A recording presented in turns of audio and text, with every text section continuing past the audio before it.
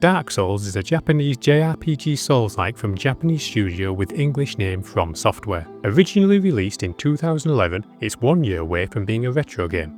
So, enjoy that psychic damage, and in the 14 years since, it's been said over and over that you should go into it blind. Don't use a guide, it'll ruin the experience. Just pay attention. It's a game that respects the player's intelligence.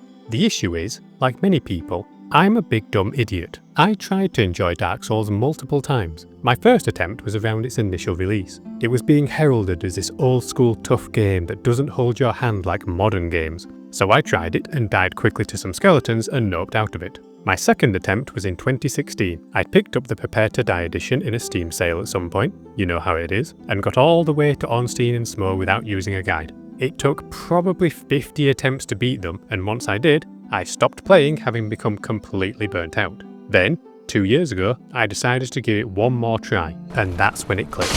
I truly realised how great Dark Souls was. I beat it, enjoyed it, and it's now one of my favourite games, all because I decided to use a guide. And so, I'm going to go over all the reasons people say you shouldn't use a guide and counter them all. This is the only Souls-like I've ever played, so surely I'm qualified to do this. Let's start with, it will ruin the story. Now, I'm going to say something, which may not surprise you because this is a YouTube video, and if I didn't say anything, it wouldn't be particularly interesting to watch. But what I'm going to say may be considered controversial. I don't think spoilers are a big deal. If spoilers were so bad, people would never re-watch films or reread books. But not only do people do that, they reread stories based on mystery and discovery when they already know what happens. Ergo, the mystery isn't what makes it good. Otherwise, you'd never want to experience them again. Plus, you'll ruin the story of Dark Souls. The story's so vague, numerous YouTube channels have built their careers off of explaining it. You'll ruin the mystery? What mystery? The mystery of the NPC telling you to wear a specific ring? Not exactly Murder on the Orient Express. And whilst I'm starting off controversial, I'll go a step further and say spoiling a story beforehand can make it better.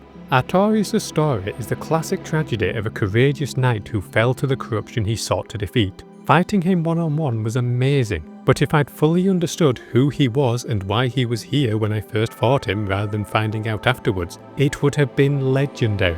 Plus, looking stuff up is the only way some people are going to experience everything the story has to offer. I don't think I got Solaire's character until I used a guide and found out we could save him and have him be a summon for the final boss. He's searching for his son, but timelines being wonky means he can't do it by himself. We have to help him. We need to use our knowledge of how the timelines play out to save him, and when we do that, he lives and he finishes the same quest we're on. He can only be a summon if he beat Gwyn himself. We made that happen. We are his son, and his friendly demeanour towards us is what compels us to help him. He manifested the son he sought through his own kindness. Maybe I'm reading too much into this. Maybe this is a common theory and I'm not really adding anything by saying it, or maybe I've misinterpreted it. But I don't know. I just think it's neat that he made the son he was chasing by being a good person, a story I wouldn't have experienced without using a guide. On a similar note, without guidance I might never have gotten the Dark Lord ending and laughed childishly at the upskirt shot it showed. Imagine if you didn't know this ending. No. Knowing a fair amount about how the story plays out can also help ease players in because Dark Souls is a weird game. It can be confusing and off-putting for many just by how odd it can be. You can feel the weirdness off the bat starting with the character creator. You choose your body type and the very slim physique, looking quite athletic and having spent some substantial time building muscle, is described as skin and bones. You choose between male and female, but then you can also give yourself some extra hormones. As a tree? The different face types are attributed to different classes of people, so apparently physiognomy is real in this world, and aging means getting jaundice. Some of this might be down to cultural norms getting lost in translation, like the moans the male character sometimes makes when taking damage.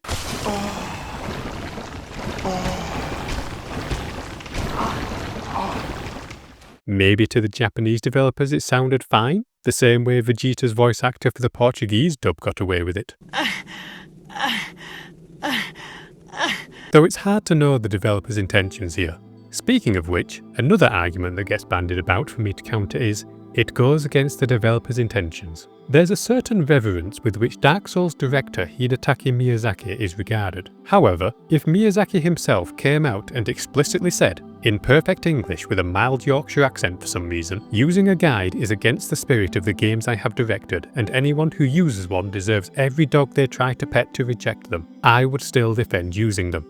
Fuck appealing to authority. You are the ultimate authority on your own life. Yes, there's an ideal way the designers intended the game to be played, but that usually requires the ideal player. They should play the game in the way that makes them happy. Besides, how do we know the developer's intentions? Dark Souls released on the Xbox 360 and the transition to flat-screen TVs was still ongoing at the time. Therefore, it's reasonable to claim that playing on a CRT TV was something the designers could have intended. The remastered version even has a 4:3 option. Behold, the true Dark Souls experience.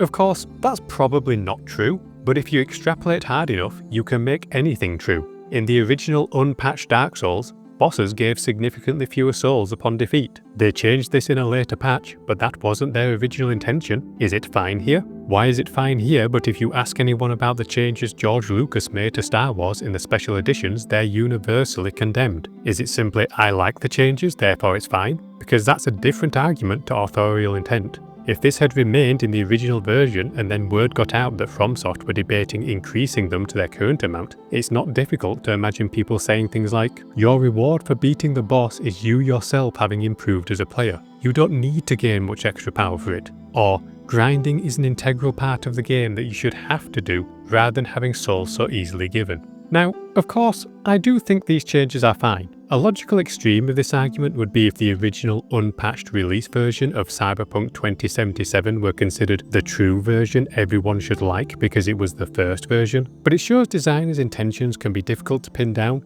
and don't really matter. Would it be ideal not to use a guide? Maybe, but the best way to play, the ideal way to play, is always the one you enjoy. I didn't enjoy Dark Souls without using a guide, and no amount of insisting it's better to go in blind would have kept me going. People will say, it's a better game if you don't use a guide. Yeah, for you, because you're the kind of person that enjoys playing games blind. The same way people will say the book is better than the movie. Yeah, for you, because you're a book reader. Of course you think that, but I can't read, so let me enjoy the film. But the manga is better than the anime. For your manga-loving brain, sure, but personally I'd rather experience the fully voice-acted and animated adaptation. But you enjoy your silent black and white PowerPoint presentation. The best way to consume media is the way you enjoy the most. If people enjoyed playing without a guide, that's what they'd already be doing. There are correct and incorrect ways to play a game. The correct ways are ones that you enjoy, and the incorrect ways are the ones that you don't. It would have been incorrect of me to play Dark Souls without a guide for the same reason it would be to play with my screen turned off. Because I would not enjoy it. Arguing it's not the developer's intent only works if the developers are infallible, that they can't make mistakes, that all their decisions are correct. Nah, they can absolutely make mistakes. Not just the bosses originally giving a low amount of souls. There's also, for example, this ledge in the Duke's Archive that tricks you into falling off the ledge by looking too high to climb. Having this happen could be devastating enough to one's psyche that they go on a tangent about it in their video to explain why it's unfair. You see, there are various ledges similar to this throughout Dark Souls that you cannot walk over. Here's a great example in the DLC. This one might even be specifically programmed to prevent you dropping down so that you can't get an easier angle on the enemies below. Because that's exactly what I tried and failed to do, hence finding out you can't. This is some absolute Lautrec behaviour and the developers were wrong for doing it and making me die. Okay, tangent over. Now, am I biased in thinking people should use a guide just because I wouldn't have been able to beat it without one? Yes.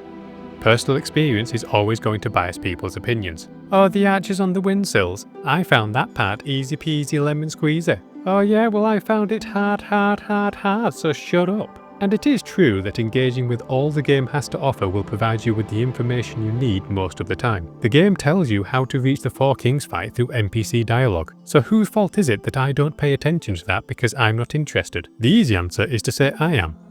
It's also the correct answer. But is it not then correct to use a guide to find out what to do when otherwise I would have just stopped playing? Dark Souls has little, if any, player redundancy. If you don't hear one character who you might not see say something you might not be paying attention to, then you can miss progress critical information, which is what I did because I'm a big dumb idiot, at which point it's not ruining the game to use a guide. It's the only way to finish the game, which is better than quitting. Most people already don't finish the games they play, and of those that do, the majority don't replay them. The remastered version on Steam has only 30% of players reaching the Fire ending and 19% of players reaching the Dark Lord ending. Even if we assume there's very few players who achieved both endings, that's less than half the players finishing the game. On the Prepare to Die edition, the combined percentage is 27%.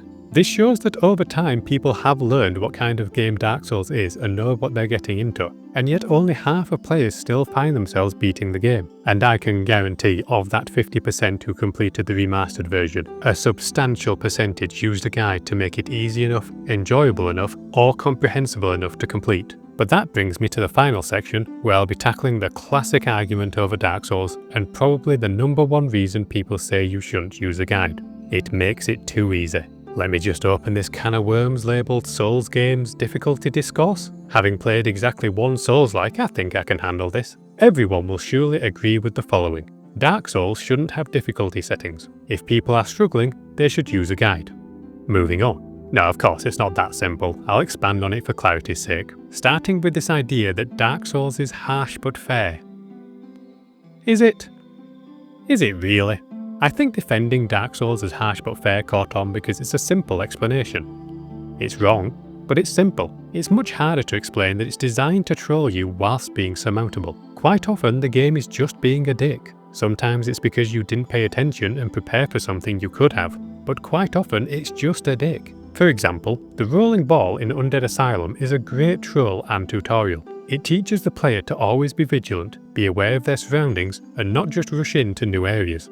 However, outside of Sen's Fortress, rolling balls aren't a frequent hazard, so it doesn't make much sense to include. I can only surmise they put it in because they thought it would be funny.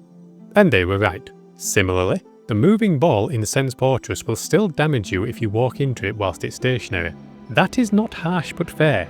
It's hilarious, but it's a dick move, and using a guide to prevent falling for these traps wouldn't remove the true difficulty of the game. Although again, what the true Dark Souls experience is supposed to be is up for debate. People are clearly bothered by others not experiencing the true, intended difficulty. And whilst this attitude isn't unique to Dark Souls, it does seem to present in weird ways with Souls games.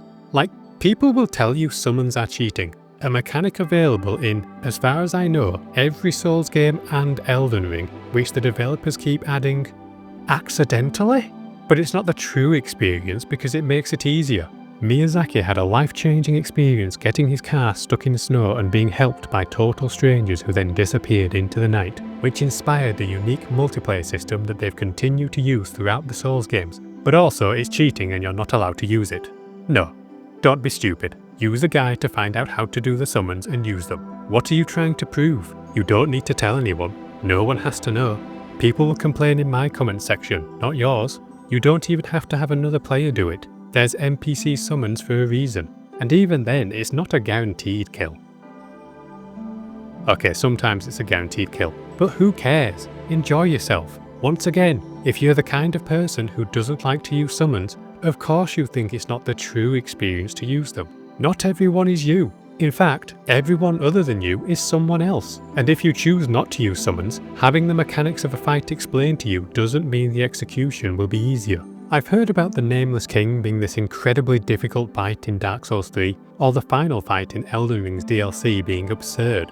If you fought these bosses, please consider whether looking up a guide would make them significantly easier. I'll find out personally at some point, I'm sure, but perhaps I'm wrong and you know from fighting them that if you look up a guide you find out they're actually easy if you just learn to dodge properly? I don't know. It seems unlikely there'd be something as simple as using lightning on the gargoyles to make the notoriously difficult fights easy. But even then, I don't think explaining mechanics either spoils things or makes it too easy. The difficulty is in the unforgiving, uncompromising combat. Getting the Zweihander, a shield, a set of heavy armor, and stacking strength and endurance didn't mean I could one-shot Manus. He kicked my ass repeatedly. You quickly learn that Dark Souls combat is all about whiff punishing. Not just for you, but for the enemies. You go to strike an enemy too soon? You dumb bitch. An enemy goes to strike you, but you sidestepped first? Dumb bitch. Explaining these things doesn't ruin the game. It's a shortcut to enjoying the game, but you still have to be good enough to execute on this knowledge, to learn the patience required to time your attacks, and this is something everyone can learn. But not everyone learns in the same way, or will find the same teaching methods as interesting. Expecting Dark Souls, or any video game, to include as many different teaching methods as possible is a big ask and an extreme position to take. But using a guide is an easy and adaptable way to make sure no player gets left behind. So, in conclusion, if people want to use a guide, let them. They already are. Guides are incredibly popular. Brian David Gilbert talked about this on the Sad Boys podcast, saying that when he was at Polygon, the majority of the site's revenue could be from a guide for a popular new release like Animal Crossing. Not to invalidate the entire point of making this video, but whilst debates over going into games blind or not has raged on, most people have just been using guides and thinking nothing of it, as they should. And with that settled, here's some miscellaneous thoughts to round out the video. Here's my boss tier list. Artorias is at the top because it's like you're going up against an equal, not an oversized creature or just multiple enemies. Or both. Going 1v1 with an enemy makes me think, yes, this is what I'm here for, this is the greatest game of all time. Then a second enemy appears, Chaos Theory dictates I am no longer capable of predicting attack patterns, and I will never forgive the swine who developed this game. The DLC in general is great, but I think Sif and Artorias' story would work much better if it was part of the linear story. You go back, see the legendary Artorias himself, save his loyal companion, return to the present, and have to fight that loyal companion who recognizes you from the past. Alternatively, have the unique Sif cutscene be New Game Plus exclusive because you've already done the time travel in your previous playthrough. Tomb of Giants is darker than the depths or the abyss. Make it make sense. Though I do appreciate the general fuck it, this is a video game attitude that occasionally appears. Of course this palace would be protected by and filled with knights. You should expect that since it makes thematic sense. But also, fuck it, this is a video game so there's a Titanite demon in this room. They must have had it built around them because they can't fit in the entrance. Their attacks are too wide so they clip through the wall. None of this makes sense, but it's hilarious in its stupidity, so they added it. You can laugh it off and say it's stupid, but we both know you're gonna try killing this demon and you love that it's in the game. And the only way they could reasonably have this kind of enemy in this enclosed space was to not care about the logistics. And that's it. I didn't even mean to make a Dark Souls video. I actually wanted to play and make a video on Elden Ring, but thought it'd only really make sense to do so after having played the previous FromSoft games. There is of course a limit to this. Why go back to Dark Souls and not Demon Souls? Will I have to play Bloodborne? And if so, will I have to watch Le Pacte des Loups, the 2001 French film known in English as Brotherhood of the Wolf and cited by Miyazaki as a direct inspiration for Bloodborne? No, because then I might have to admit the existence of the French led to something good. Plus, otherwise it's endless. You cannot possibly consume all the media that inspires the media of today. The time in which you could have realistically read every book written in your language was thousands of years ago. The time you could have realistically played every video game ever made was decades ago. It's giants standing on the shoulders of giants all the way down. Enjoy what you can while you can. And if you're struggling at any point, just use a guide.